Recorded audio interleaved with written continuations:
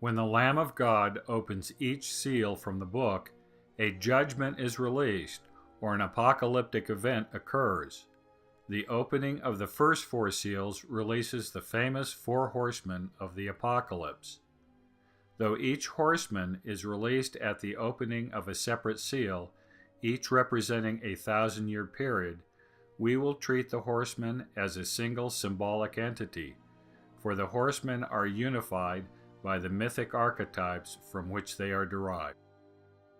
As mentioned in a previous episode in this series, John used mythic archetypes within both Hebrew and Hellenic traditions. The archetypes of the four horsemen follow this pattern. To understand what they are and what they mean, we will have to trace back their symbolic origins to both Hebrew and Greek mythologies. We will start with the Semitic mythic archetypes.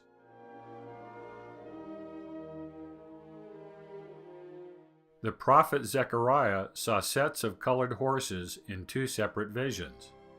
The first vision, recorded in the first chapter of his book, records a vision where an angel standing in the myrtle trees shows Zechariah a rider upon a red horse, behind whom were other horses, red, speckled, and white. When Zechariah asked the angel what the horses represent, the angel responded by saying that the horses and their riders were sent to and fro throughout the earth because of the indignation of the Lord. After 70 years, the earth was given peace and rest. The angel represents the Lord, whom he specifically names the Lord of hosts. This can only mean that there is a planetary context for the vision. The Lord's hosts are the planets. In this case, the horses and riders represent the agents of the Lord of hosts' indignation, and their roaming the earth indicates their destruction of the earth at his behest. The horses as agents of the Lord of hosts indicates that they represent the planet, or planets responsible for the destruction of the earth shown Zechariah in vision. Zechariah's second vision of colored horses, recorded in the 6th chapter of his book, is slightly different from the first, but follows the same pattern. An angel shows him a vision at the request of the Lord of hosts. Again, this vision is set against a planetary backdrop. This time, there are 4 sets of horses pulling 4 chariots. The color of the horses are more familiar, being the same as those of John's Apocalypse, though in a different order: red, black, white, and grizzled and bay. The angel identifies them as the 4 spirits of heaven going forth from the Lord of all the earth, or the Lord of hosts. This time, it is the 4th horse, the bay and grizzled one, which walks to and fro through the earth.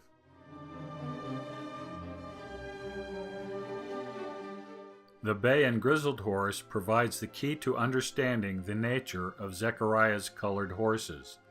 A series of linguistic equivalences will lead us to the exact identity of the 4th horse and Zechariah's horses as a group. First, the Hebrew word translated as bay in the King James Version of the Bible is amatz and means strong. Second, the King James Version grizzled is an archaic form and means spotted. The original Hebrew word is bered. Bered comes from the Hebrew root barad, meaning hail or hailstones.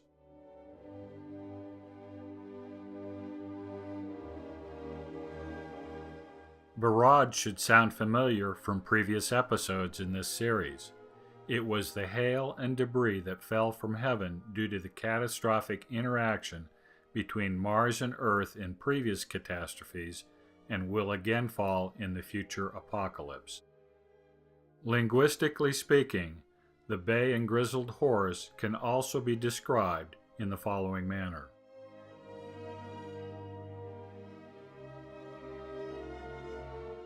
In our episode entitled The Lord of Hosts, we identified the hosts of heaven, the planets, as the agents of destruction of the earth. They came from the end of heaven and were called the mighty ones, the strong ones, and the sanctified ones. One planet in particular played the primary destroyer for the Lord of Hosts, the planet Mars. The prophet Isaiah described the planet in the following manner. The important point here is that the description of Isaiah's mighty one is almost identical to Zechariah's spotted horse.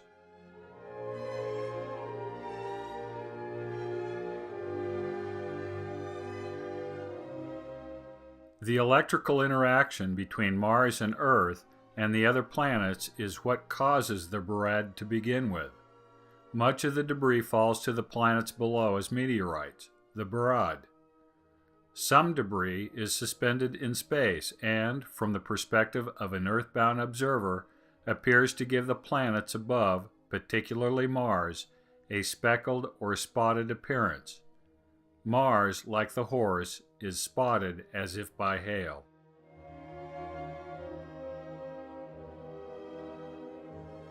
All the imagery of Zechariah's colored horses and their association with boride, hail, or more properly, meteorites, supports our earlier contention that the army of horsemen in John's vision, sent as a scourge against the earth immediately following the scorpions, were caused by planetary agents of the Lord of Hosts. In this case, the boride itself was typified as horses, with fiery brimstone, literally burning stones, spewing from their mouths. It is not coincidental that these fiery meteorites were sent by 4 angels. When we move forward to our interpretation of the 4 horsemen of the Apocalypse, it will be important to remember that the horsemen can be used to signify not only the planets, but the catastrophic effects of the planets, such as the boride, to name only one. The bay and grizzled horse of Zechariah was not the only colored horse. In both Zechariah's visions and the apocalyptic vision of John, there were white, black, and red horses. Each of these horses is meaningful, but it is the white horse which carries special meaning and had the most important place in the mythologies of the world, and as we shall see, plays an important role later in the events of the Second Coming.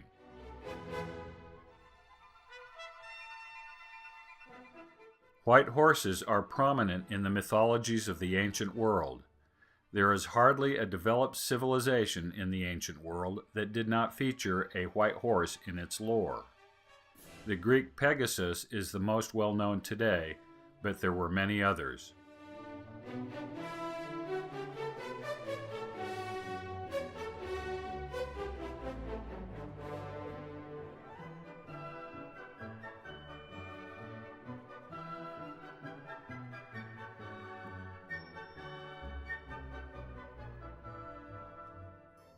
The archetype for the white horse of heaven and every other mythological horse came from the cosmic pillar. The 4 planets, Saturn, Venus, Mars, and Earth, were aligned along a central axis which was called the axis mundi. During certain phases of the configuration, a mountain-like stream of plasma and debris extended between Earth and Mars. A moon-like crescent was present from the light of the sun shining upon Saturn. Venus appeared between the horns of the crescent in the center of Saturn. This was the pillar of heaven. This pillar gave rise to numerous mythic interpretations, including bulls with horns, gods with upraised arms, and much, much more.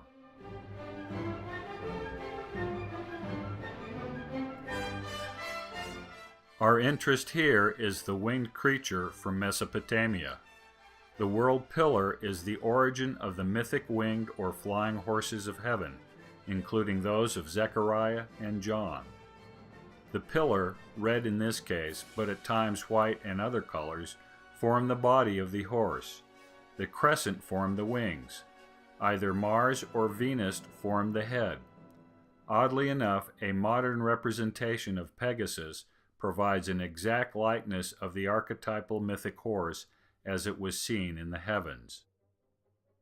It was the color of the pillar that gave the horse its color. White was the most prominent since the pillar was a giant Birkeland current, but the axis mundi, the world mountain, appeared in a variety of colors.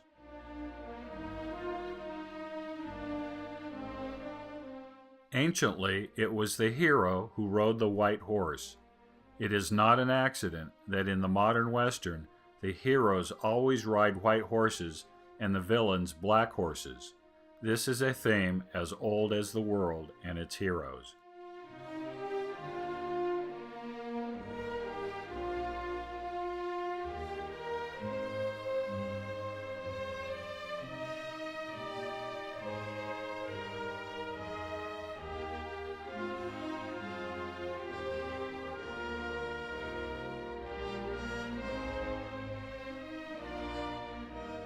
The hero of mythology had thousands of identities.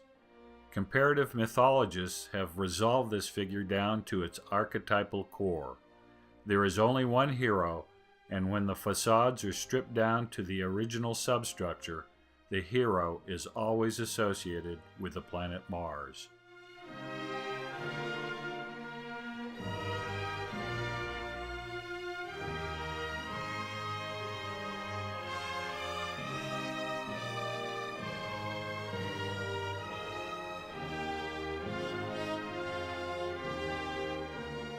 The list, of course, includes our friend Apollo, or Palion, who is a renowned horseman.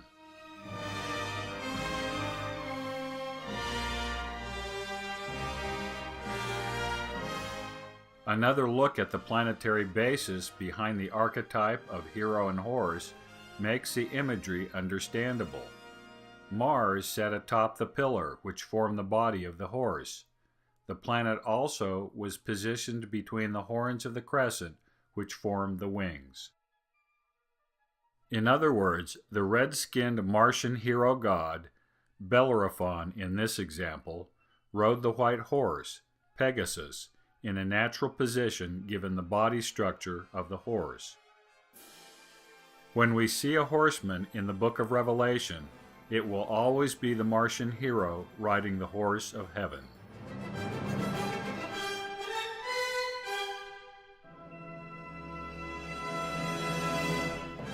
What's more, the same planetary configuration could be interpreted slightly differently, yielding an entirely different archetype, the centaur, a creature that was half horse and half man.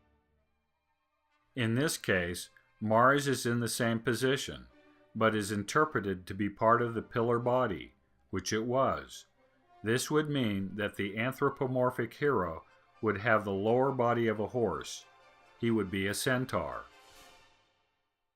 That the Martian hero atop the cosmic pillar gave rise to the centaur archetype can be easily confirmed. Apollo, John's Apollyon, was the Martian hero par excellence. According to one version of Apollo's mythic biography, the nymph Stilbe bore Apollo two sons, Centaurus and Lapithus.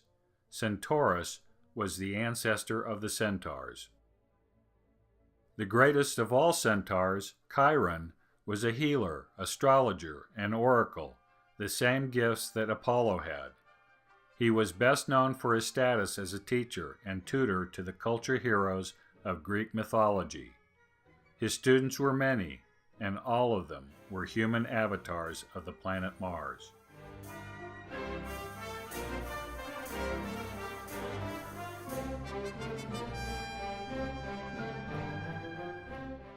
Given the close association between Apollo and the centaurs, it is only appropriate that John described Apollo's devastating minions as centaurs.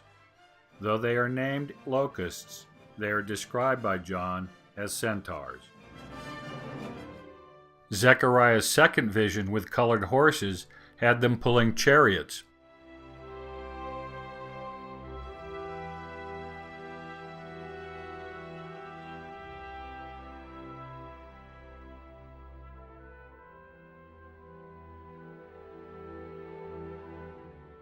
When Elijah departed the earth, leaving his ministry to Elisha, he was taken into heaven by what was described as a chariot pulled by horses of fire. Certainly, this was not a normal terrestrial chariot, nor were these normal earthly horses. This was not the only time the prophet saw heavenly horses and chariots of fire. When Israel was surrounded by the horses and chariots of Syria, his servant was troubled. So Elisha asked the Lord to open the young man's eyes to see the forces of the Lord of hosts. David, in one of his psalms, sang of the chariots of God.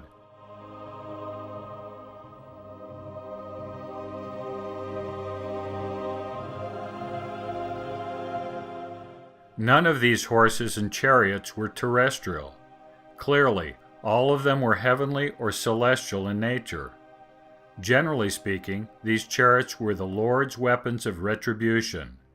We have already noted that Zechariah's horses and their riders represented the planetary agents of destruction. These horses often pulled chariots, as in the case of Zechariah, Elisha, and David. These were the war chariots of the Lord of hosts himself when he wanted to exact vengeance upon the world, as Isaiah made very clear. The best scriptural example of the Lord and his heavenly chariots sent to the earth to visit it with terrible destruction is found in the book of Joel. Joel prophesied against Israel, announcing that the great day of the Lord would come soon. This great day has been interpreted to be the destructions of the second coming by the church and others, but Joel was prophesying of another day, which we will explore in another episode. This great day would be so terrible that few would be able to withstand its terrors. The Lord describes his armies through the prophet Joel in several ways. First, they are a great people, unlike any other. Of course, these are not real people, for they lay the whole land to waste with fire. Joel then describes the appearance of this great people, saying that they look like horses and horsemen. This is the mythic centaur theme discussed previously. Joel next compares them to chariots and to flames of fire and as a strong army.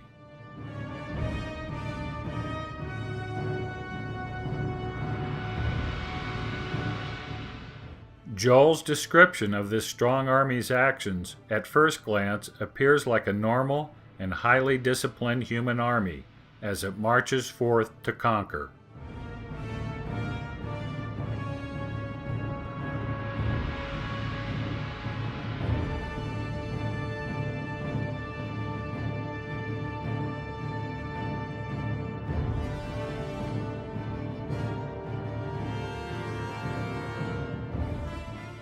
But then Joel gives this army extraterrestrial powers that only the hosts of heaven can wield. Indeed, Joel then explicitly identifies the specific agent of destruction, the strong and mighty one, the planet Mars.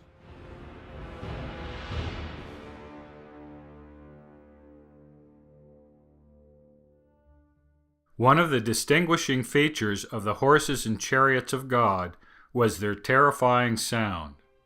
Joel, in his warning of the coming day of the Lord, made a point of emphasizing the noise of the chariots and the approaching planetary army. Terrestrial chariots with human charioteers were known to make a noisy din when charging at full speed. The noise was a combination of the pounding of hooves and the rattling of the wheels, along with the occasional cracking of the whips. The following scene from the chariot race in Ben-Hur gives a good idea of the loudness of chariots, even when only 8 chariots are involved. The scene fits perfectly the descriptions of the noises of chariots by the prophets Jeremiah and Nahum.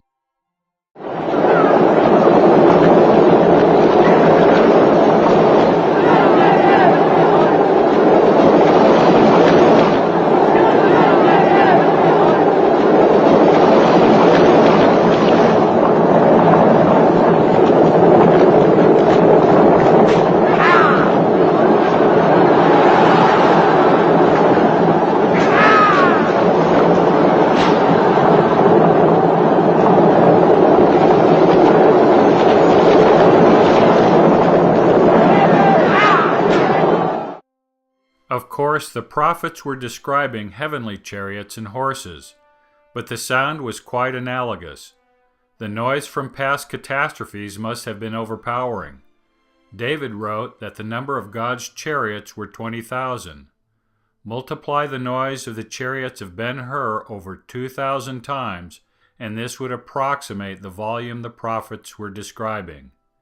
This may sound like an overstatement, but as we shall see, it is quite likely accurate. It is one thing to imagine horses and chariots in the heavens, and another to hear sounds from them, especially deafening sounds. What was the source of the noise? The answer to this question can be found in John's revelation. We return to his description of the locusts.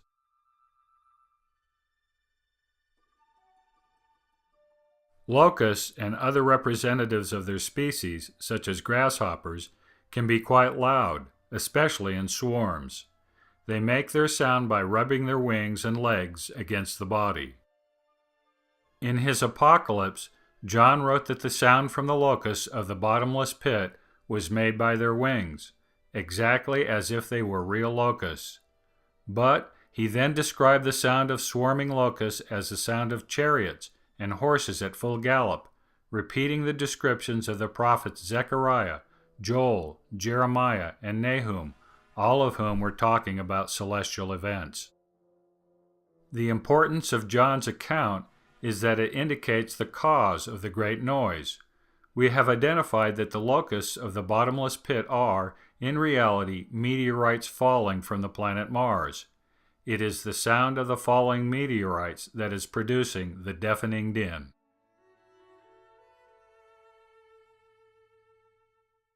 Bolides are variously defined by scientists, but as a rule, bolides are fireballs that fall to Earth, sometimes impacting the surface or at other times exploding before impact.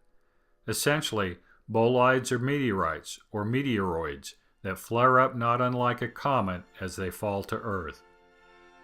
The reason that some meteorites flare up and become bolides is due to the accumulation of electrical potential as they fall to Earth.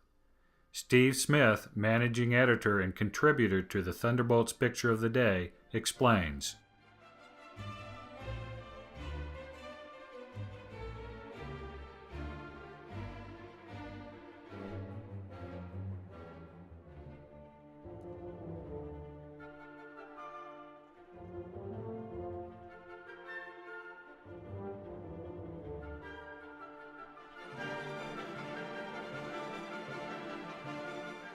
The violent burst of electricity causing the flare of the meteor is an electrical arc discharge, much like the discharge from this arc welder. If the electrical stress on the falling bolide is too extreme, it will either break up or in some cases explode.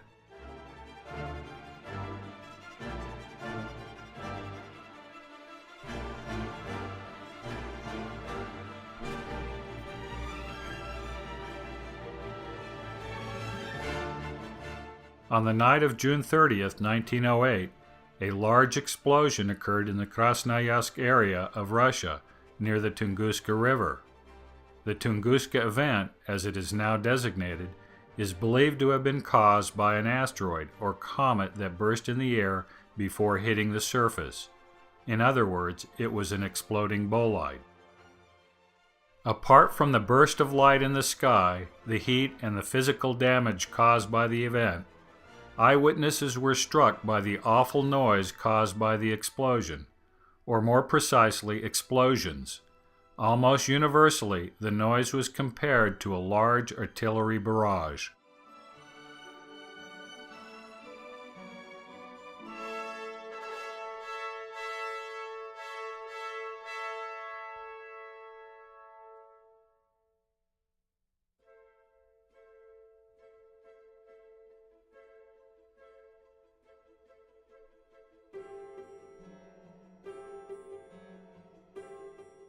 In retrospect, these accounts turn out to be very accurate descriptions of the descent and explosion of a very large bolide, followed by the secondary explosions of the fragments from the first explosion.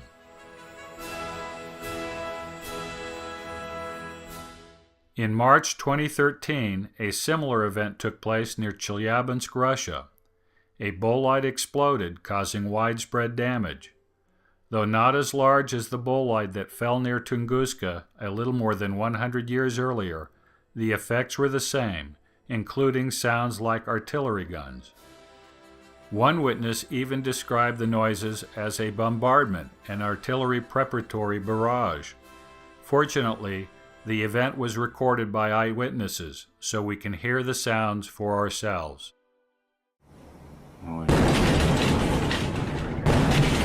Охренеть!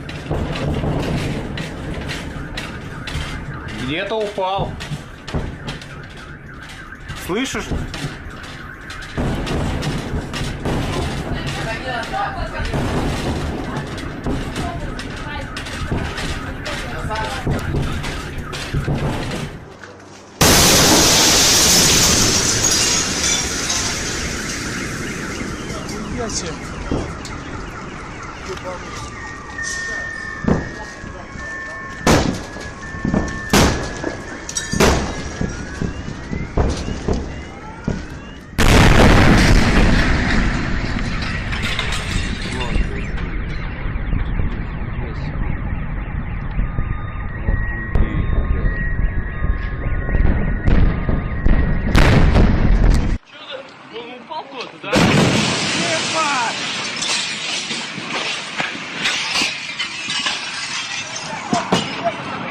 Ебать, а!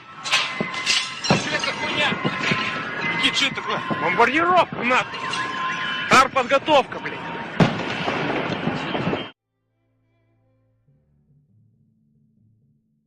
We have noted in a previous episode that the so-called hail that fell upon Egypt during the famous 10 plagues were meteorites, in Hebrew, borad. That the hail was mingled with fire further indicates that some of those stones were bolides, fiery meteorites or fireballs. This being the case, many of the bolides, perhaps thousands, would have broken apart or exploded. The noise must have been tremendous, with artillery-like explosions far exceeding those in Tunguska or Chelyabinsk. The Exodus account records that this was the case. The plague was so intense that Pharaoh entreated Moses to stop it, and he would let Israel go. As one commentator put it, the people in the palace were terrified as much by the din of the falling stones as by the destruction they caused. Knowing the cause of the din makes the terror understandable, as well as Pharaoh's desire to rid the land of Moses and his plagues. The Hebrew word used in Exodus, translated as thunderings, is kalot. As used in Exodus, it is more precisely thunderclap, which is more percussive in nature. Kalot can be used for other sounds as well, including the very sounds we have been discussing.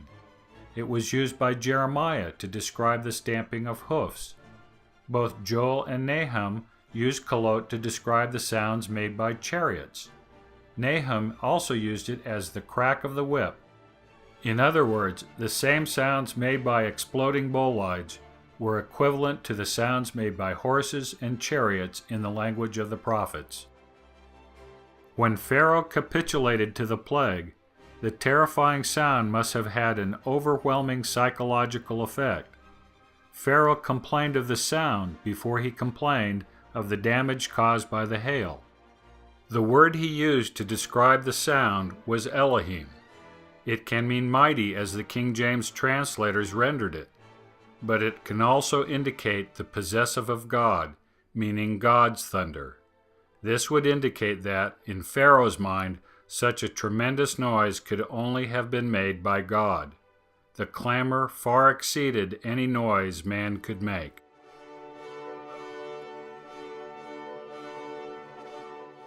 The pattern that the ancient Israelite prophets used to describe the sound of exploding bolides as the noise of heavenly horses and chariots provides us the clue to resolving a curious event in biblical history.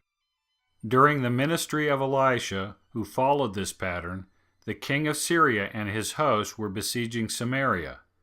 Mysteriously, the whole army had vanished during the twilight, leaving tents, horses, and all their goods behind. The biblical account gives the following reason for the flight of the Syrians.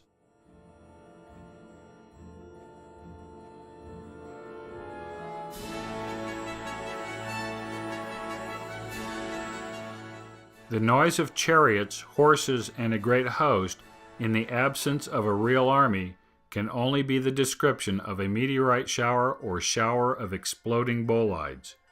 For the Syrians to believe that the threat was a terrestrial army can be explained that the falling stones were far enough away to not see the flashes, but near enough to hear the sounds.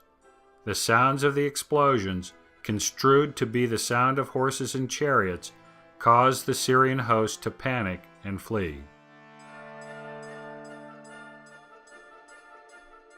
We know that meteorites and bolides will be falling during the apocalypse. These are John's so-called locusts. We also know that there will be the sound of chariots and horses. The wings of the locust will make the sound of chariots and many horses. The curse of the locust will continue for 5 months, according to John. That is, meteorites and bolides will continue to fall, explode, and rain death and terror upon mankind for 5 long months. This is likely due to the continuous machining of Mars by lightning and with the debris falling to Earth. Some of the material will fall immediately. Other stones will fall progressively as they are captured by the Earth's gravity. So terrifying will the plague be, both sight and sound, that those who remain will seek death.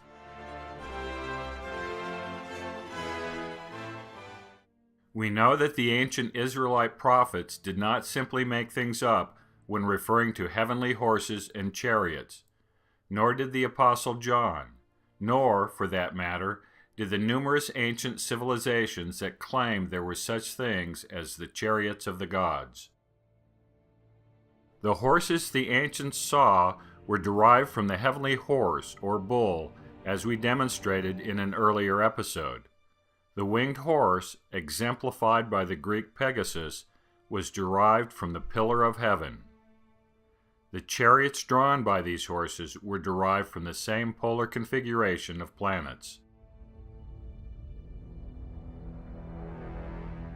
The Roman quadriga was a chariot drawn by 4 horses abreast. It was raced in the ancient Roman chariot races, and the Greek version, the tethrapon, was used in the Olympic Games.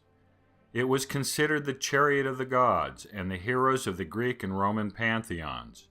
It is no coincidence that the chariots of Zechariah and the horsemen of John were 4 in number. The film Ben-Hur used the quadriga in its epic chariot race. Each chariot was small, had 2 wheels, and was drawn by 4 horses, just like in the funerary sculpture previously shown. The ancient chariot race was not merely an athletic event, but a sacred event, which imitated the chariot and charioteer in the heavens. When Judah Ben-Hur wins the race, he is crowned the victor with a laurel wreath. The Roman procurator, Pontius Pilate, proclaims him to be a god. This statement was not merely an acknowledgement of the adoring crowd. It was an acknowledgement that, as the victor of the chariot race, Judah Ben-Hur became the preeminent charioteer. He became the hero god as charioteer. But which hero god did Ben-Hur become? The chariot race of Ben-Hur was run under the auspices of the Roman Empire. Therefore, the race, at least theoretically, would have been held to honor the god Mars. The ancient Romans honored the god Mars with many festivals, several of which included chariot races. As a rule, these chariot races were in the Campus Martius, or Field of Mars, an area of Rome which included oval racetracks such as the 2 shown on the map. The festivals dedicated to Mars, which included chariot races, were the Equirria, one on 27 February of each year and another on March 14th, and the October horse, which included a chariot race and a horse sacrifice. Though not specifically dedicated to Mars, during the Robigalia and Consuelia festivals, the belligerent god was honored with chariot races. In Roman mythology, Mars was the so-called god of war, but he was a charioteer as well. Mars often drove a chariot with 2 horses, known as a biga, but the quadriga, the 4-horse chariot, was normally associated with the sun chariot, or rather the chariot of the planet Mars. It is well known that the red planet was named after the Roman mythic hero god. Like the Roman mythic avatar of the red planet, many of the personifications of the planet throughout the mythologies of the world characterize the hero as a charioteer, including the following. It is one of the distinguishing features of the mythic hero. Of course, this list includes the familiar Apollo. As we pointed out in an earlier episode, it was the red planet behind the figure that drove the chariot. It was the laurel wreath of Apollo that served as Judah Ben-Hur's victory crown. Ben-Hur had symbolically been transformed into the hero god Apollo. The laurel crown, in turn, was symbolic of the sun-like rays emanating behind the ancient red planet. But why would the ancients, especially the ancient prophets of Israel, believe that the planet Mars was a charioteer or the chariot itself? The answer lies in the wheel of heaven. Dave Talbot, perhaps the preeminent mythologist of our time, explains. Amongst the greatest of enigmas was the cosmic wheel recorded by every ancient culture. Images of a wheel in the sky carved on stone are older than civilization itself. Many archaeologists see these wheels as an imagined vehicle of the sun rolling across the sky. But in its most common form, the cosmic wheel doesn't go anywhere. Often it rests on a stationary pillar, or atop a stairway, or ladder, or is turned by a rope while resting on an altar or table. And the spokes of the wheel are not functional as such. They are fluid and etheric.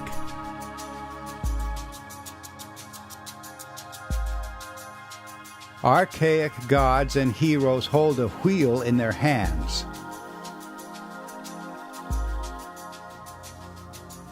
A cosmic wheel served as the throne of gods and cultural heroes and wise men, symbolically replicated in the wheel thrones of kings on earth. The wheel throne of Buddha underscores our point. And even the popular footprint of Buddha recalls the same wheel in heaven. The inspiration did not come from our sun. Compare these prehistoric instances of the pictographic wheel from Ireland and from California. Different parts of the wheel are clearly evident. A large circle or sphere, though not always present, a central star, and a smaller, darker circle or sphere inside the star-like form. The images do not depict a single object, but 3 objects, as demonstrated here, where the artists placed the small dark sphere well below the central star. I can assure you that the placements are not random. These forms in the sky were planets in close congregation and immense above the ancient sky worshippers. Talbot then explains that what appeared in the heavens as a cosmic wheel was the conjunction of 3 planets, Saturn, Venus, and Mars. The first astronomers identified this overarching ruler of the sky. They claimed it was the planet Saturn, remembered as the owner of the cosmic wheel before the god departed for distant realms. The astronomical traditions also name the central star as Venus, the mother goddess, and they name the darker reddish sphere as the planet Mars, the cosmic warrior. What Talbot is advocating is that the planet Saturn served as the disk of the cosmic wheel, including the outer rim, that the planet Venus was the hub, with its radiating plasma streamers forming the spokes of the wheel, while Mars served as the axle around which the wheel rotated. Not only did the configuration look like a wheel, it rotated like a wheel, due to the rotation of the Earth. As Talbot explained, the configuration of planets as the cosmic wheel served as the archetype for the sun chariot, for the wheel thrones of kings, and as identifying tokens of gods, heroes, and sages. It is the cosmic wheel that serves as the heavenly prototype of the chariots of Mars, Apollo, and the biblical prophets, including the Apostle John in his Apocalypse. This is understandable from the perspective of the earthbound spectator. Mars, as the axle, sat at the very center of the wheel, as if he was situated within the confines of the chariot itself. Furthermore, the radiant spokes of the wheel, plasma streamers from Venus behind Mars, gave the celestial charioteer his crown of glory. In a very real and visual sense, planetary god, chariot, and crown merged into one mythic persona. The wheel of the cosmic chariot turned in the heavens atop a fiery pillar. This was the famous Axis Mundi, or cosmic axis, or world pillar. As Dave Talbot explained in our previous episode, the wheel and chariot did not move anywhere. It simply sat atop a pillar or ladder, representations of the Axis Mundi. The Axis Mundi was described as many things, including those listed here.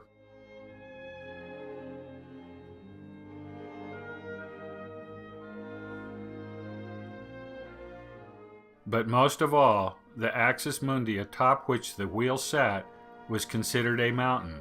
It was the sacred mountain of all ancient civilizations.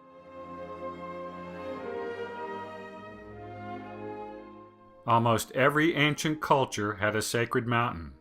The mountain was located at the center of the world in the north and rose to connect heaven with earth.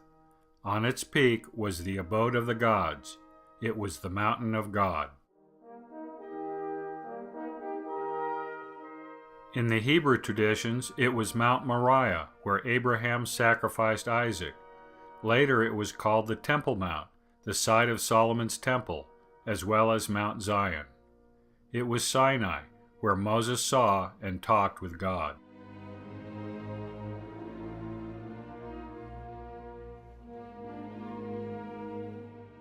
Isaiah called the sacred mountain the Mount of the Congregation, meaning the congregation of the gods, and where God met with his people. In his Psalms, David repeatedly called it the Lord's holy hill.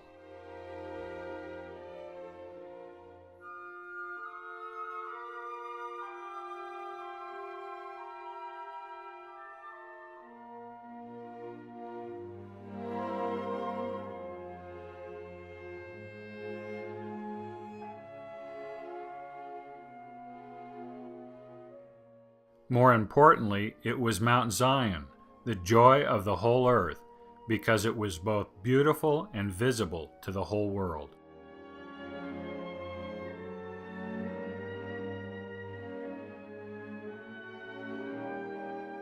One may be tempted to believe that this was merely the naive imaginings of the ignorant ancients, including the Israelites. But the Isaiahs and Davids of the world were neither mystics nor rustic bumpkins. They were intellectual giants among men, and were prophets and seers. Besides, the Lord himself repeated the theme of the sacred world mountain in our day. Repeating the words of the Apostle Paul about the just, he said, "There can be no doubt that there was a Mount Zion, that it was in the heavens, or as the Lord calls it, the heavenly place, and that atop this mountain was the city of God. What's more, the Lord is talking in the future tense, meaning that this mountain will exist once again. In John's Apocalypse, it is on this cosmic Mount Zion that the Lamb will stand with his 144,000.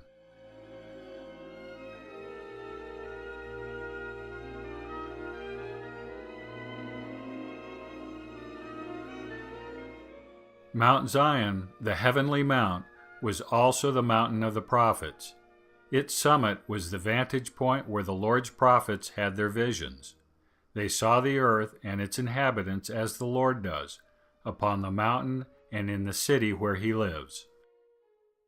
Numerous prophets have recorded that God or the Holy Spirit or an angel transported them to a very high mountain, from which they saw transcendent visions.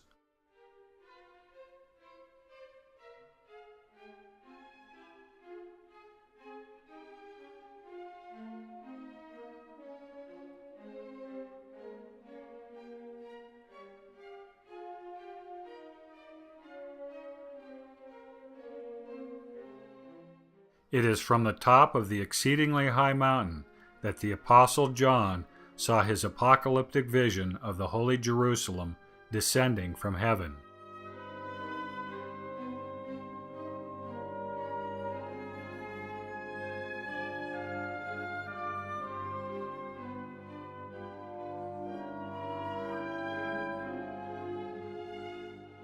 With the explicit and direct connection between the heavenly chariot and the world mountain, it should not be surprising to find that the ancient prophets described the celestial chariots in association with a mountain or mountains. Zechariah's chariots came out from between two mountains.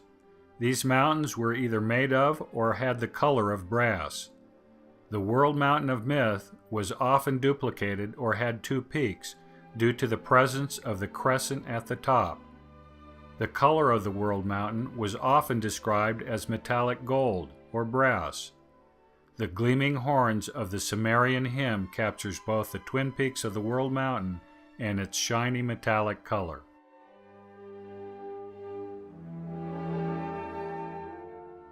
Elisha's horses and chariots of fire filled an entire mountain.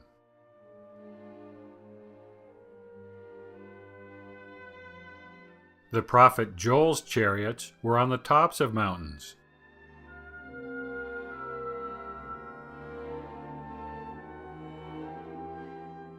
Neither Elisha's nor Joel's chariots make sense in terms of terrestrial chariots. Terrestrial chariots don't fill mountains. Terrestrial chariots are not driven on the tops of mountains. Terrestrial chariots are designed for speed in open areas, such as plains and wide valleys. The psalmist David captured all the elements of the chariot on the mountain and identified the mountain specifically as the Hebrew Axis Mundi, that is, Mount Sinai, the mountain of the Lord.